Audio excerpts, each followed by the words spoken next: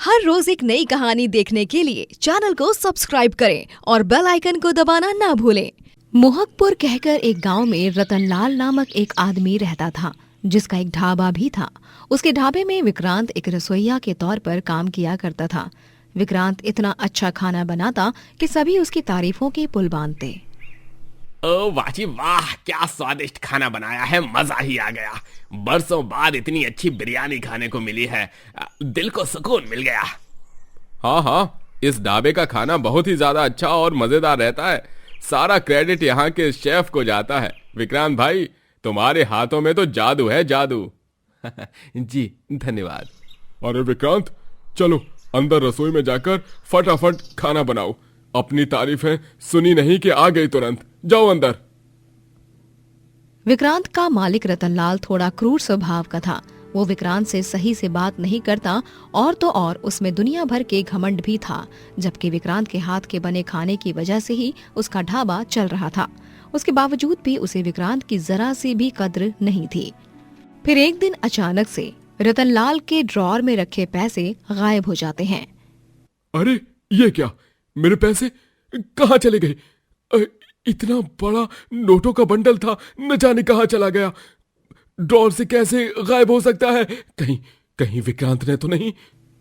रतनलाल विक्रांत के पास जाता है और गुस्से से उसका कॉलर पकड़ते हुए कहता है, तेरी हिम्मत कैसे हुई रे कमीने? मेरे ही ढाबे में रहकर मेरे ही पैसे चुराए तूने। बता मेरे पैसे कहाँ हैं, वरना मैं तेरा मुंह तोड़ दूंगा, गधे घोंचू। साहब, ये आप क्या कह रहे हो? मैं भला ऐसे कैसे कर सकता हूँ? मेरा यकीन कीजिए साहब, मैंने आपके पैसे नहीं चुराए हैं। मैं तो यहाँ रसोई में ही हूँ, कब से खाना बना रहा हूँ, शादी के फंक्शन की डिलीवरी का। अरे चुप बैठ तू, मैं तुझे अच्छी तरह से जानता हूँ तू किस तरह का आदमी है। तुम जैसे दो कौड़ी के गरीब भिखारी लोगों को जिस थाली में खाना हो उसमें छेद कैसे करना है वो बखूबी अच्छे से आता है। चल निकल मेरे ढाबे से, चोर कहीं का, निकल यहां से, दफा हो जा। साहब मुझे मत निकालिए, मेरी बात तो सुनिए साहब, मैं आपके सामने हाथ जोड़ता हूँ, आपके पैर पड़ता हूँ साहब। विक्रांत अपनी बेगुनाही के लिए बहुत विनती करता है, लेकिन रतनलाल उसे ढाबे से धक्के मारकर बाहर फेंक देता है, जिससे बेचारे विक्रांत को चोट भी आती है। आइंदा से फिर कभी भी अपनी मनहूस शक्ल मत दिखाना मुझे। विक्रांत रोते रोते हिम्मत जुटाकर अपने घर जाता है और खूब रोता है। वो अपनी बीवी नयनतारा को सारी बात बताता है।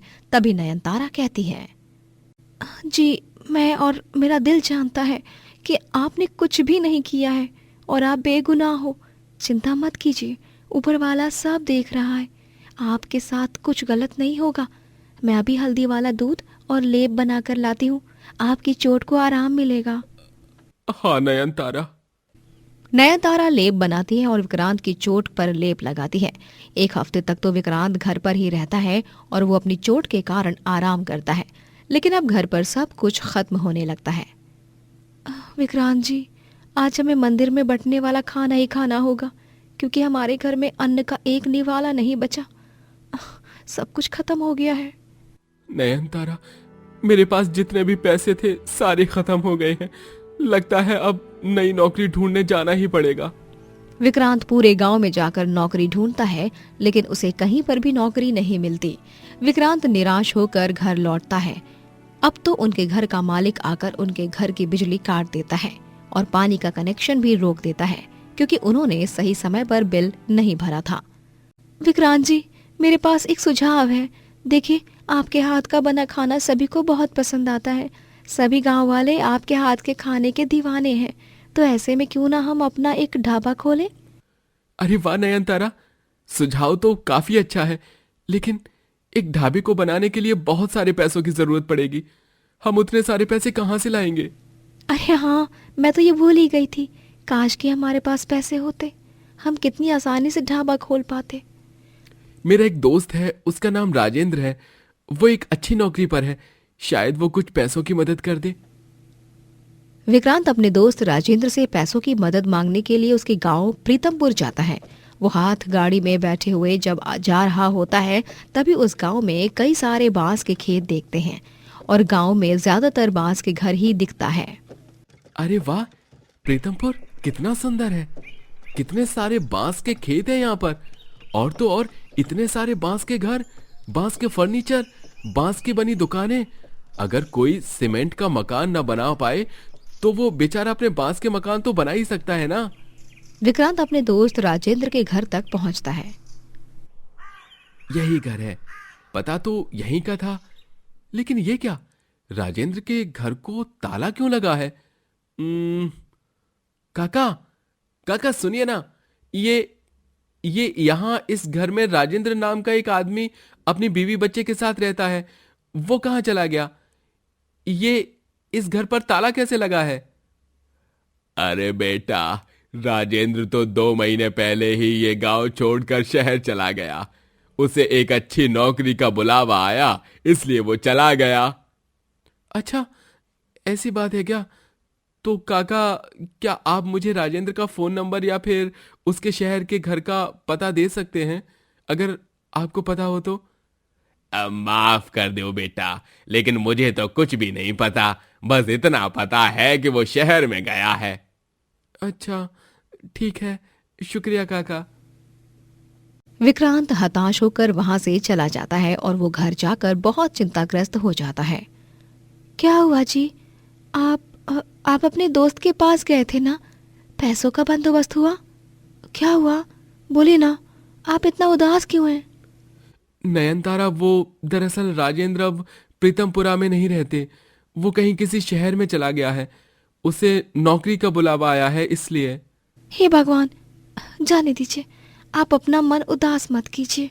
हमारी मुसीबत का कोई ना कोई तो जरूर निकल जाएगा हल। पता नहीं किस गुनाह की सजा मिल रही है मुझे। इतनी ईमानदारी और इतनी निष्ठा से काम करने के बावजूद भी मुझे ये दिन देखने पड़ रहे हैं। वो सही कहते हैं, इस कलयुग में ईमानदार और अच्छे लोगों की जगह ही नहीं है। विक्रांत बाद में सोते वक्त कुछ सोच रहा होता है, तभी उसे प्रीतमपुर के बांस के घर और खेती याद आते हैं और वो एकदम से उठकर कहता है, क्यों ना मैं बांस का ढाबा बनाऊं? नयनतारा, तुम्हें पता है, जब मैं प्रीतमपुरा गया था तभी मैंने वहां पर कई सारे बांस के खेत देखे थे, और तो और बांस के घर भी देखे थे। बांस की लकड़ियों से मैं एक अच्छा सा ढाबा बना सकता हूँ और उसमें खाना बनाकर बेच सकता हूँ। अरे वाह, ये तो वाकई में बहुत अच्छा सुझाव है। विक्रांत अब प्रीतमपुर में फिर से जाकर वहां से ढेर सारे बांस की लकड़ियां तोड़ता है और उन्हें इकट्ठा करके एक बांस का ढाबा तैयार करता है और वहां पर खाना बनाकर बेचने लगता है। वहीं रतनलाल के ढाबे पर एक कुत्ता तक दुम नहीं हिलाने आता है और यहाँ विक्रांत के ढाबे पर एक दिन में ही ग्राहकों की लंबी कतार लग जाती है और सभी उसके खाने की प्रशंसा करने लगते हैं। ओए होए होए होए, बहुत ही बढ़िया और लजीज खाना बना है। पूरे गांव में इससे अच्छा खाना मैंने और कहीं भी नहीं खाया। अरे वाकई में काबिले तारीफ है तुम्हारा ढाबा। बाकी ढाबों से ज्यादा इस ढाबे में सुकून है। और वाह वाह वाह वाह, क्या कलाकारी है। बांस की लकड़ियों का बना ढाबा, बांस की कुर्सी, बांस की टेबल। बहुत खूब भाई, बहुत खूब। धन्यवाद, आपका बहुत बहुत धन्यवाद। इस तरह विक्रांत के बांस के ढाबे की खूब सफलता होने लगती है और वो ऑनलाइन भी बहुत फेमस होता है। वहीं रतनलाल को न चाहते हुए भी आखिर में तंगी के कारण अपने ढाबे को ताला लगाना ही पड़ता है और उसे ताला लगाते समय ढाबे के स्टोर रूम में उसके पैसे दिखाई पड़ते हैं। अरे, ये पैसे तो यहाँ पर है। ओह, अभी याद आया, मैंने उस दिन उन पैसों को संदूक में रख दिया था और फिर उस संदूक को इस स्टोर में मैंने रख दिया और भूल गया और खामखां विक्रांत पर इल्जाम लगाया। अरे नहीं, मैंने तो अपने ही पैर पर कुल्हाड़ी मार दी। रतनलाल अपना सर पकड़ लेता है और पछता के रह जाता है। वहीं विक्रांत ऊंचाइयों की इमारतें छूता है। फतेहपुर कहकर एक गांव में चंदू नामक एक बहुत ही गरीब आदमी रहता था। उसका इस दुनिया में कोई नहीं था सिवाय उसकी साइकिल पिंकी के। वो अपना पेट पालने की खातिर समोसे तलता और पिंकी को लेकर गली गली फेरी मारकर उन समोसों को बेचता और पैसे कमाता। गर्मा गर्म समोसे लीजिए, खस्तेदार, चटपटे और मजेदार समोसे, इतने कुरकुरे कि बस मन मचल जाए। आइए आइए, समोसे लीजिए, चंदू के समोसे, आइए आइए आइए।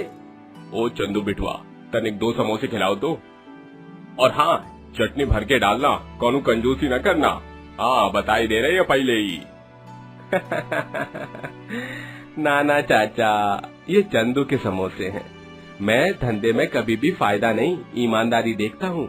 और मेरे ग्राहकों का पेट भरे और उन्हें इन मसालेदार समोसों को खाकर एक नमकीन सी डकार आ जाए, वहीं पे मैं समझ जाता हूँ कि भाई मेरे समोसे अच्छे बने हैं।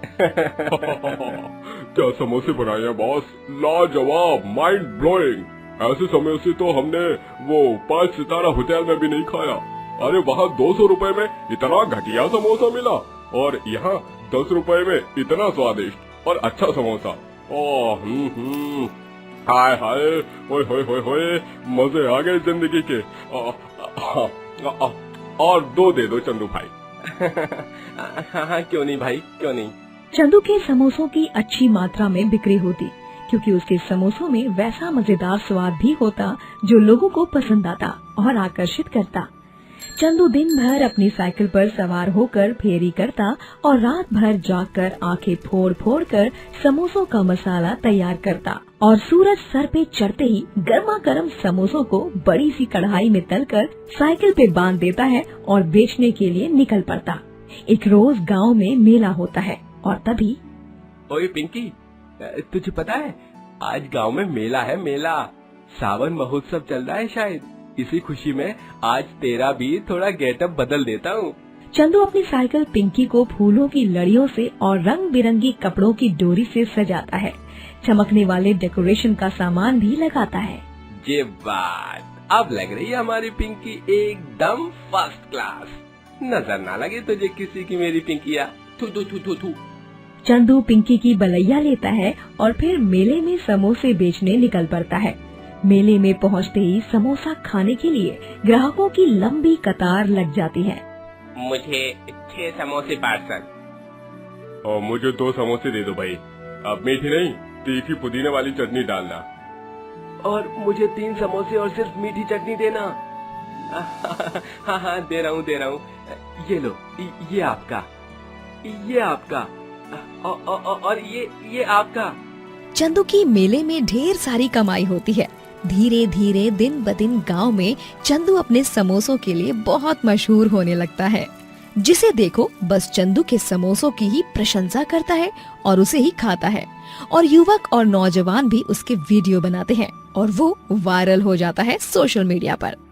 अरे ये देखो चंदू भैया, आप तो पूरे सोशल मीडिया पर छा गए। लाइक्स और कमेंट्स की तो बाढ़ आ गई है। देखिए देखिए।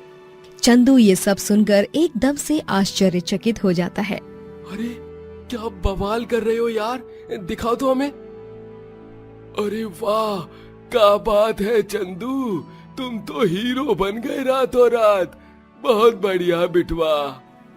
अब चंदू के समोसे खाने दूर दूर से लोग आते हैं, जिससे उस गांव में रह रहे समोसे और मिठाई बेचने वालों के पास ग्राहक कम आने लगे। वो सब चंदू की सफलता देख उस पर बहुत जलने लगते हैं और ईर्ष्या के प्रकोप में आकर चाल चलते हैं। सुनो, हम यूं हाथ पे हाथ धरे नहीं बैठ सकते। हमारी रोजी रोटी पर लात मारने निकला है ये कलमुहा चंदू। इसके काम की तो बैंड बजानी होगी, वो भी हर हाल में। गांव में ऐसी किसी भी जगह पर कहीं भी खड़े रहकर फेरी वाले अपना सामान नहीं बेच सकते, इसीलिए अपनी साइकिल पिंकी पर सवार होकर समोसे बेचता है। लेकिन जब इसकी साइकिल ही नहीं बचेगी तब ये कहाँ जाकर समोसे बेचेगा? हवा में है? दे ताली। हाँ, प्लान गजब है। दोनों जल्लुकड़े आदमी रात में चंदू के घर के बाहर खड़ी साइकिल पिंकी को तोड़ फोड़ कर तहस नहस कर देते हैं और वहाँ से भाग जाते हैं। अगली सुबह जब चंदू उठता है और ये सब देखता है, तब उसके पैरों तले जमीन खिसक जाती है। हे गंगा मैया, ये क्या हो गया मेरी पिंकी को? लगता है किसी गुंडे मवाली लोफर का ही काम है ये। हमने तय किया था कि हम अपनी पिंकिया को घर के अंदर रख लेंगे, न कि इस ठंड में बाहर रखेंगे। लेकिन अब पछताए होत का, जब चिड़िया चुग गई खेत। अब मैं समोसे बेचने कैसे जाऊं? कहाँ जाऊं? गांव में फेरी वालों को एक जगह पर रहकर सामान बेचने पर मनाही है। चंदू बहुत चिंताग्रस्त हो जाता है। उसे कुछ समझ नहीं आता कि क्या करूं और क्या नहीं।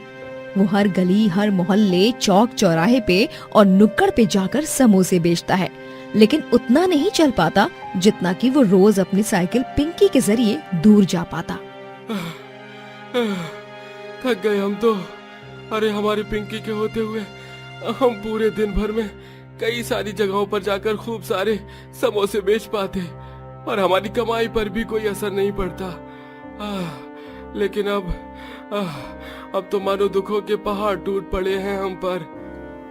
चंदू की बहुत कम कमाई होने लगती है और इस बात को लेकर वो काफी उदास और परेशान सा रहने लगता है। उसके तो खाने के भी लाले पड़ने लगते हैं और वो अब बड़ी दुविधा में फंस जाता है। एक दिन वो एक पेड़ के नीचे सर पर हाथ रखे बैठा हुआ होता है और तब अचानक वहाँ से एक गाड़ी गुजर रही होती है जिसमें भोपू में एक आदमी कोई घोषणा कर रहा होता है। सुनो सुनो सुनो सभी गांव वालों, आ गया है सुनहरा मौका सभी खाना बनाने वालों के लिए। गांव में आयोजित की जाने वाली है एक ऐसी प्रतियोगिता जिसमें आप चटपटी डिश और स्वादिष्ट व्यंजन पकाओगे। सबसे अच्छे और मजेदार पकवान बनाने वाले को मिलेंगे पूरे 7 लाख रुपए, वो भी इनाम के तौर पर।